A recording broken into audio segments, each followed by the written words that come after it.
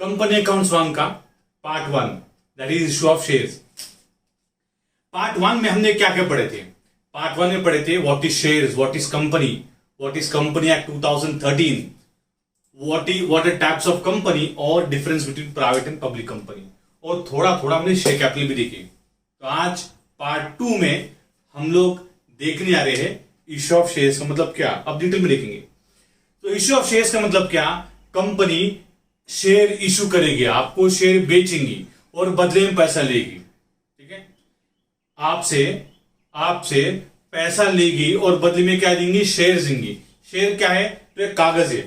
जैसे मैं एग्जांपल देता हूं, ये देखो मेरे पास कागज है, मैं कंपनी हूं, मान लो मैं कंपनी हूं, रिलायंस कंपनी हूं। मैंने कागज आपको दिया और आपसे बदले में पैसा लिया। तो मैंने कागज दिया और बदले में आपसे पैसा लिया, तो ये कागज को ही शेयर बुलाएंगे रे। ये कागज को ही हम शेयर बुलाएंगे अभी के लिए, ठीक है, क्योंकि फिजिकल फॉर्म में है, इसलिए हम लोग इसको शेयर बुलाएंगे। तो कागज, शेयर का मतलब क्या? तो बस ये समझना, कागज, एक पेपर, ठीक है। तो ये देखो आपको फोटो में दिख रहा हूं, पिक्चरल फॉर्म में दिख रहा हूं आपको कि शेयर क्या है। तो it is a piece of paper. तो उस पीस ऑफ पेपर के लिए आपने मुझे पैसा दिया। हम लोग बात करते हैं कि अब ये जो पीस ऑफ पेपर है, यानी टाइप्स ऑफ शेयर्स है, वो कौन कौन से टाइप होते हैं, यानी कागज कौन कौन से टाइप के होंगे, तो आओ देखते हैं।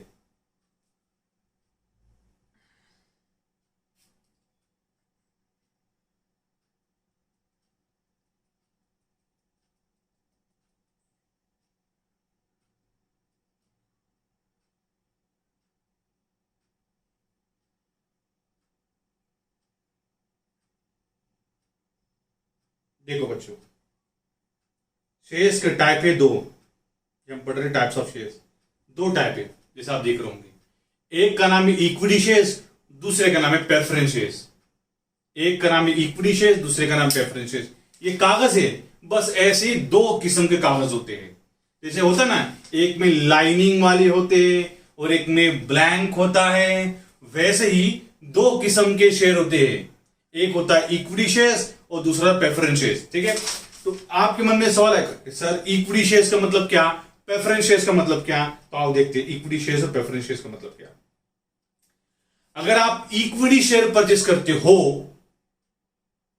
और प्रेफरेंस शेयर परचेस करते हो, तो दोनों में डिफरेंस क्या है? तो सबसे पहला डिफरेंस है वोटिंग राइट का। देखो बच्चों, वोटिंग राइट लिखा है इधर। वोटिंग राइट मतलब क्या? वोटिंग करने का पावर। अगर आपने प्रेफरेंस शेयर्स लिया है तो आपको ना के बराबर आपको क्या मिलेगा? वोटिंग राइट मिलेगा। और अगर आपने इक्विटी शेयर लिया है तो आपको वोटिंग करने मिलेगा, क्योंकि आप 18 के हो। तो अगर आपने इक्विटी शेयर लिया है तो आपको वोटिंग करने मिलेगा, और प्रेफरेंस शेयर लिया मतलब वोटिंग करने नहीं मिलेगा। इसका मतलब यह हुआ, डिसीजन मेकिंग में वोटिंग कब करते हैं? जब कभी कोई चीज की डिसीजन लेना है, तो डिसीजन लेते समय वोटिंग करने में आपको अधिकार है। तो किसको अधिकार होगा? सिर्फ इक्विटी वाले को। और प्रेफरेंस वाले को कुछ भी अधिकार नहीं होगा, ठीक है। प्रेफरेंस वाले को कोई भी अधिकार नहीं होगा, उनको वोटिंग राइट ना के बराबर है। चलो आगे, पेमेंट ऑफ डिविडेंड। देखो पॉइंट नंबर 2 क्या लिखा है, पेमेंट ऑफ डिविडेंड। अब डिविडेंड का मतलब क्या? ध्यान से समझना मेरी बात को। तो मैंने अभी बताया कि आपको मैंने एक कागज बेचा और बदले में मैंने आपसे पैसा लिया। तो पैसा लेके क्या करा? लूडो थोड़ी खेला मैंने। वो पैसा लेके करा क्या? तो टाइटैनिक बनाया। कल का एग्जांपल याद है? टाइटैनिक बनाया और बनाकर क्या करा? बेचे। टाइटैनिक बनाकर बेचे। तो बनाएंगे और बेचेंगे तो प्रॉफिट भी आएगा ना। ध्यान समझो मैं क्या बोल रहा हूं, फिर समझो। मैंने आपसे पैसा लिया, मैं कौन? कंपनी वाला। आप कौन? शेयर होल्डर, मालक, ओनर, मेंबर। तो मैंने आपसे पैसा लिया और लेने के बाद में वो टाइटैनिक बनाया, उसको बनाकर बेचा, बेच के प्रॉफिट कमाया। तो प्रॉफिट किसके पैसे का? बोलो बच्चों, ये प्रॉफिट किसके पैसे का आया? तो प्रॉफिट आपके पैसे का आया।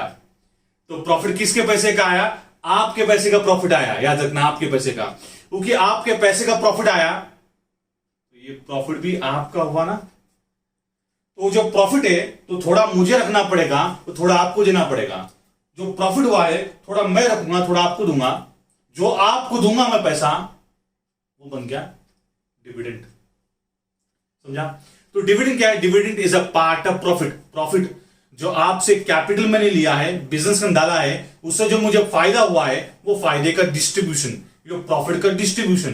तो डिविडेंड क्या है? तो बच्चों प्रॉफिट है जो शेयरहोल्डर को मिलता है। शेयरहोल्डर को कैपिटल दिए है तो उनको बदले में क्या मिलेंगे? डिविडेंड। तो सबसे पहला डिविडेंड किसको मिलेगा? प्रेफरेंस को मिलेगा, प्रेफरेंशियल राइट उनकी, यानी पहले मिलेगा उनको प्रेफरेंस को डिविडेंड मिलेगा, और बाद में किसको मिलेगा? इक्विटी शेयर्स को मिलेगा। ठीक है, तो ये दोनों डिफरेंशिएशन है इसमें। एक तो कौन किस बारे में आएगा? डिविडेंड के बारे में। समझो मैं क्या बताना चाहता हूं। मान लो कि घर में डैडी ने आइसक्रीम लेकर आए, तो सबसे पहले किसको मिलेगा? तो छोटा बच्चा है ना, बोलेंगे डैडी मुझे दो ना, तो बस पहले उसको हिस्सा मिलेगा, और बाद में जो बच गया वो उसको मिलेगा, दूसरे बच्चे को मिलेगा। तो पहले राइट वो छोटे बच्चे का, वो उसको मिलेगा, वो जीत करेगा, पूरा घर हंगामा कर लेगा, तो ये प्रेफरेंस वाले को मिलेगा पहले आइसक्रीम, पहले डिविडेंड उसको मिलेगा, और बाद में बचा तो इक्विटी को मिलेगा।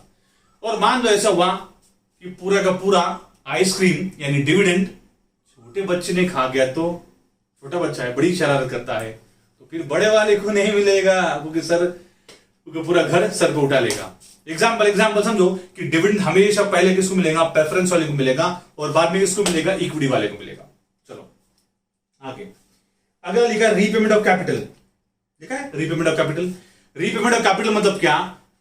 कि आप ने मेरे को पैसा, मुझे हमारी कंपनी को पैसे दिए, और मान लो खुदा ना खास्ता हमारी कंपनी डूब गई, मान लो, गंदी बात नहीं करेंगे, हम मान लेते आपने मुझे पैसा दिए, कुछ दिन चलाए और हमारी कंपनी डूब गई। ठीक है, हमारी कंपनी डूब गई, तो डूब गई कंपनी, तो पैसा तो मुझे वापस करना पड़ेगा, क्योंकि आपका बिजनेस, आपका पैसा लेकर मैंने बिजनेस कर रहा हूं, क्योंकि आपका पैसा लेकर मैं बिजनेस कर रहा हूं, तो मेरा तो बिजनेस बंद हो गया, तो पैसा तो आप मुझे मांगे, सर हमारा पैसा ला कर दो, हमारा पैसा ला कर दो। तो क्योंकि आपसे मैं क्या करूंगा? वो पैसा, वो कैपिटल सबसे पहले मैं किसको वापस करूंगा? प्रेफरेंस वाले को वापस करूंगा, और बाद में किसको वापस करूंगा? इक्विटी वाले को। तो अगर मेरा बिजनेस बंद होता है किसी वजह से, तो बिजनेस बंद होने के बाद में मुझे पैसा अगर लौटाना पड़ता है, रीपेमेंट करनी पड़ती है, तो सबसे पहले मैं किसी करूंगा? प्रेफरेंस वाले की, और बाद में किसी करूंगा? इक्विटी वाले की। तो अगर बचा तो उसको, वरना नहीं। जैसे एग्जाम्पल दो, शादी में खाने के लिए गए, शादी में खाने के लिए गए, तो खाना थोड़ा सा बचा है, तो किसको देंगे? पहले किसको देंगे? जो रिलेटिव्स है उसको देंगे, है ना, तो रिलेटिव्स है उनको देंगे, और बचा तो घर वाले लेंगे, घर वाले अपने लेंगे, बराबर है। तो ऐसे ही सबसे पहला अगर बिजनेस बंद हो रहा है तो पैसा किसका लौटाओगे? आप प्रेफरेंस का, और बाद में किसका दोगे? इक्विटी वाले का। आगे बढ़ते हैं, देखो फोर्थ पॉइंट क्या लिखा? Rate of dividend. Rate of dividend, rate of dividend में क्या होगा? रेट ऑफ डिविडेंड में जो प्रेफरेंस का डिविडेंड है वो फिक्स होगा, और इक्विटी वाले का डिविडेंड फ्लक्चुएटिंग रहेगा। ठीक सुनना, फ्लक्चुएटिंग। तो रेट ऑफ डिविडेंड जो है प्रेफरेंस का फिक्स रहेगा, और इक्विटी वाले का हमेशा फ्लक्चुएटिंग होता रहेगा। फ्लक्चुएटिंग मतलब चेंज होता रहेगा, कभी 5% मिलेंगे, कभी 10 मिलेंगे, कभी 20 मिलेगा, कभी 100% मिल जाएगा। तो जो रेट ऑफ डिविडेंड है प्रेफरेंस का फिक्स रहेगा, और इक्विटी वाले का फ्लक्चुएटिंग रहेगा। एग्जाम्पल था वही एग्जाम्पल, घर में 2 लोग हैं, ठीक है, 2 बच्चे हैं, एक थोड़ा बड़ा है, छोटा है। घर में डैडी ने आइसक्रीम लेकर आया, वही एग्जाम्पल दे रहा हूं, आइसक्रीम लेकर आया, तो छोटा बच्चा है तो पूरी आइसक्रीम तो दे नहीं सकते, खाएगा नहीं, सड़ जाएंगे। तो मम्मी क्या करती है? छोटी सी कटोरी में, छोटी सी बॉल के अंदर उसको थोड़ा सा उसको निकाल के दे, बाबा तेरा हिस्सा ले रही है, बराबर है। तो उसको हिस्सा फिक्स है, और क्योंकि बड़ा है उसको कोटा ज्यादा है बड़ा है उसे कोटा ज्यादा है, उसकी नीयत ज्यादा है, तो उसको बड़ा हिस्सा मिलेगा। ठीक है, तो इसलिए रेट जो है वो छोटे वाले का, वो प्रेफरेंस वाले का फिक्स है, उसको हमेशा कम ही मिलेगा, ज्यादा नहीं मिलेगा। ठीक है, और इक्विटी वाले को फ्लक्चुएटिंग मिलेगा, कभी कम मिलेगा, कभी ज्यादा मिलेगा। ठीक है, लेकिन फिक्स प्रेफरेंस का होगा, इक्विटी का फिक्स नहीं होगा। कन्वर्टेबल, कन्वर्टेबल मतलब क्या? बाद में कन्वर्ट हो सकते हैं। तो प्रेफरेंस शेयर्स आगे चल के कन्वर्ट हो सकते हैं, मैं आगे चल के बताऊंगा तुमको टाइप्स ऑफ प्रेफरेंस शेयर्स के अंदर, कि कन्वर्ट प्रेफरेंस शेयर्स हो सकते हैं इक्विटी शेयर्स के अंदर, पर इक्विटी शेयर्स कभी भी कन्वर्ट नहीं हो सकते हैं। समझ में आया? बड़े कट्टर है। कौन? इक्विटी वाले। तो इक्विटी वाले कभी भी कन्वर्ट नहीं होंगे। कन्वर्ट होने वाले कौन से कन्वर्ट होने वाले? प्रेफरेंस शेयर्स ही कन्वर्ट होने वाले। समझा? आगे बात करते हैं। रिडम्पशन का मतलब वही है, रीपेमेंट। रिडम्पशन का मतलब है रीपेमेंट। रीपेमेंट मतलब क्या? पैसा वापस करना। मान लो आपने मुझे पैसा दिए हैं और मेरी कंपनी चल रही है, ठीक है। अब आके आप बोल दिए कि सर मैं हमको पैसा वापस करो, तो कंपनी के लाइफ टाइम में, कंपनी जब तक जिंदी है, ड्यूरिंग द लाइफ टाइम, क्या वो कंपनी पैसा वापस कर सकती है? तो आंसर है प्रेफरेंस का कर सकती है। और इक्विटी का लाइफ टाइम में तो कर नहीं सकती। जब कंपनी मर जाएंगी, बर्बाद हो जाएंगी, फना हो जाएंगी, तबाह हो जाएंगी, तभी इक्विटी का पैसा मिलेगा, बीच में नहीं मिलेगा। समझे बात? तो रिडम्पशन का मतलब है रीपेमेंट। तो कब रीपेमेंट हो सकता है? ड्यूरिंग लाइफ टाइम हो सकता है प्रेफरेंस शेयर्स के लिए। इक्विटी के लिए कब होगा? कंपनी बंद होने पर। ड्यूरिंग लाइफ टाइम नहीं हो सकता है, ठीक है। देखो इसमें डाउट से तो बोलो, जल्दी से मुझे चैट बॉक्स में बताइए, आपको डाउट से तो जल्दी जल्दी से बताइए, ठीक है। हम बढ़ते मीन वाला के types of share capital. Share capital के टाइप पढ़ते हैं, ध्यान देना। सबसे ऊपर जो आएगा टॉप लिस्ट में आप देखोगे ऑथराइज कैपिटल आएगा, ऑथराइज्ड। उसके बाद में आएगा दो, इशूड और अनइशूड। उसी के इशूड के अंदर भी दो आएंगे, सब्सक्राइब्ड, अनसब्सक्राइब्ड, ठीक है। और उसके बाद में सब्सक्राइब के बाद में दो और आएंगे, क्या? कॉल्ड अप और पेड अप। और आखिरी में आएगा रिजर्व कैपिटल आएगा और अनरिजर्व कैपिटल आएगा, ठीक है। सबसे पहले बात करते हैं, आप बोलेंगे कॉल्स ने क्यों नहीं बताएंगे हम बाद में। ऑथराइज कैपिटल का मतलब क्या है? ऑथराइज कैपिटल का मतलब क्या है? It is a maximum amount of capital that the company is authorised to raise.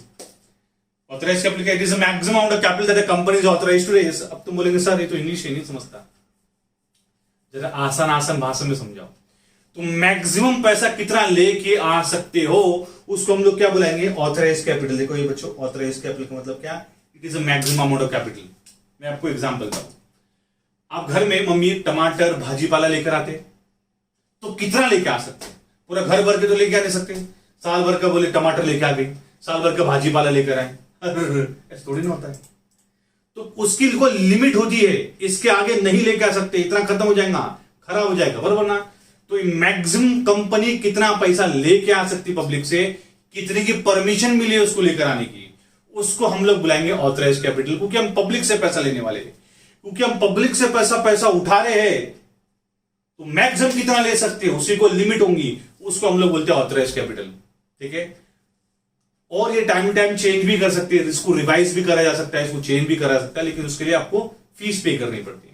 लेकिन ऑथराइज कैपिटल क्या है? It is a maximum of capital that the company is authorised to raise from the public. Public से maximum पैसा कितना लेके आ सकते हो, उसको हम लोग क्या बुलाते हैं? Authorise capital. उस ऑथराइज कैपिटल का एक और नाम है, क्या? Nominal capital.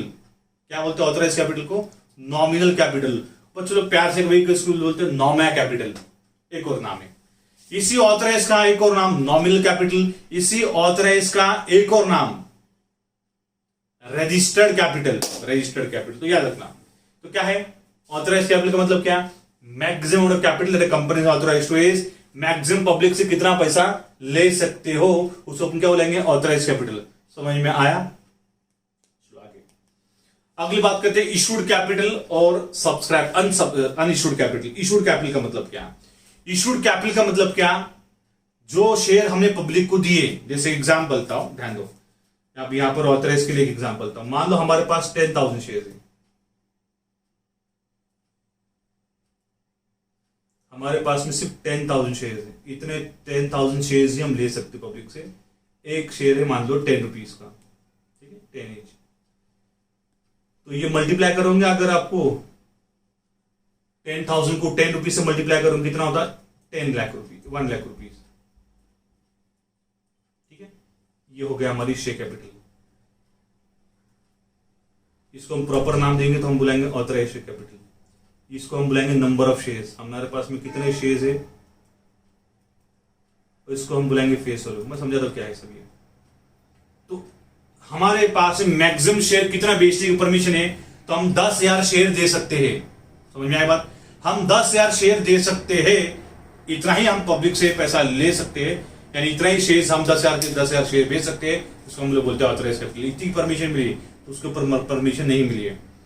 अब इशूड कैपिटल मतलब क्या?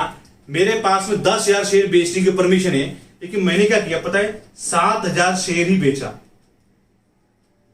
7,000 शेयर ही आपको दिया, 3,000 नहीं दिया। ठीक है, 7,000 ही शेयर दिया, 3,000 नहीं दिया। तो 7,000 जो दिया उसको हम बुलाएंगे इशूड कैपिटल, जो नहीं दिया 3,000 नहीं दिया उसको हम बुलाएंगे अनइशूड कैपिटल। समझा? तो जैसे मम्मी ने खाना बनाया भगोना भर के, है ना, बिरयानी बनाए, तो इतनी मैक्सिमम बनाए, उससे ज्यादा बनाएंगे नहीं क्योंकि मम्मी को हम उससे ज्यादा खाएंगे भी नहीं, इसे खाएंगे नहीं, तो मैक्सिमम इतनी बनाए। ठीक है, लेकिन उसमें से पूरी की पूरी तुमको नहीं दिए, थोड़ा सा तुमको दिए, बराबर ना। तो जो ऑथराइज में से इतना था ना, उसमें से जितना तुमको दिए बोलते इशूड, और जो नहीं दिए उसको बोलते अनइशूड। समझा? जो दिए उसको बोलते इशूड, जो नहीं दिए उसको बोलते अनइशूड, क्योंकि मम्मी को लगता तुम्हारी कैपेसिटी उतनी की है। ठीक है, आगे बात। सब्सक्राइब मतलब क्या? मम्मी ने इतना इतना आपको भर के दिए, लेकिन आपने बोले नको, थोड़ा कम करो। ठीक है, तो जितना दिए है उससे आपने उतना लिए, उससे कम लिए, उसको हम लोग क्या बुलाएंगे? Subscribe capital. जैसे एग्जांपल देता हूं, तो हमारे पास में कितने शेयर से 7,000 इशूड थे, इशूड कैपिटल हमारे पास में 7,000। ठीक है, 7,000 इशूड है। ठीक है, अब इसमें से हमने क्या करें, 7 के साथ दिया आपको, लेकिन मान लो आपने 7 में के 7,000 शेयर ही लिए, 7 के साथ ले लिए, तो 7 के साथ बन गया सब्सक्राइब। ठीक है, 7 में से 6,500 लिए, तो 6,500 क्या बन गए? सब्सक्राइब। ठीक है, तो जितना आपको दिया उतना या उससे कम लो तो भी हम लोग क्या बुलाएंगे? सब्सक्राइब। ठीक है, और बाकी जो 500 बच गए उसको हम बुलाएंगे अनसब्सक्राइब। फिर से बोलता हूं, मैंने आपको 7,000 शेयर दिया, आपने 7 के साथ लिए, मैंने जो दिया वो इशूड, आपने जो लिए वो सब्सक्राइब। आपने लिए कितने? 7 दिया, 7 के साथ लिए, तो पूरे के पूरे सब्सक्राइब कर दिए, कुछ अनसब्सक्राइब नहीं बचा। 7 दिया, 6.5 लिए, तो 7 दिया ना, तो 7 क्या बोलेंगे? इशूड, और 6.5 को हम लोग क्या बुलाएंगे? सब्सक्राइब। जो 500 बच गए अनसब्सक्राइब। समझा? आगे बात करते हैं। Called up and uncalled up. अब कॉल्ड अप क्या है, अनकॉल्ड अप क्या है? तो मान लो हमारे पास में जैसे पता है 6,500 शेयर्स आपने सब्सक्राइब किए, और एक शेयर आपको 100 रुपए, आपको 10 रुपए का है, 65,000 आपको भरने के।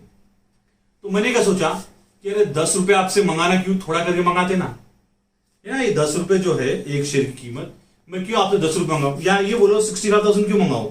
मैं काम करता हूं, आपसे पहले 50,000 मंगाता हूं और बाद में 15,000 बाद में मांगेंगे यार आपसे। ठीक है, तो इस 65,000 में से मैंने 15,000 आपसे मांगा, कॉल्ड, और ये 15,000 नहीं मांगा, इसको बोलेंगे अनकॉल्ड। जैसे कि आपको 65,000 भरने, मैंने कॉल करके बोला सुनो ना, सुनो ना, तुम 50,000 रुपीज भरो ना, तो सुनो ना, तुम 50,000 भरो ना, तो 50,000 रुपीज को हम लोग क्या बुलाएंगे? Called up. 65 में से मैंने तुमको बोला 50,000 रुपए भरने के लिए, तो 50 को अपन क्या बुलाएंगे? Called up.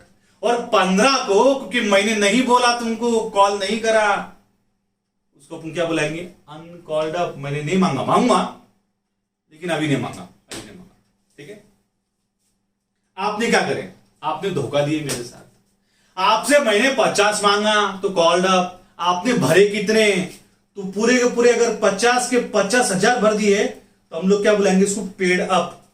समझा? 50,000 मांगा, पूरे के 50 भर दिए, क्या बुलाएंगे? इसको पेड अप।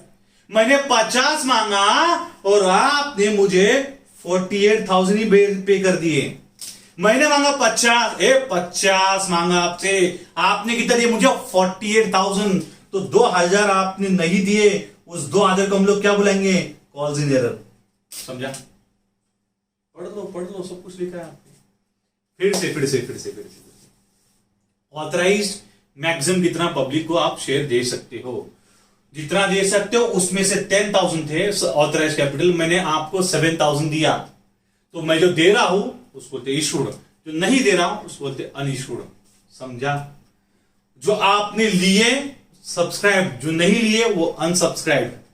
जो आपने लिए है उसको मैंने कॉल करके बोला ओ भरो ना पैसा, तो भरो ना पैसा वो हुआ कॉल्ड अप। मैंने जितने मांगा वो कॉल्ड अप, और जो मैंने नहीं मांगा उसको हम बोलेंगे अनकॉल्ड अप। ठीक है?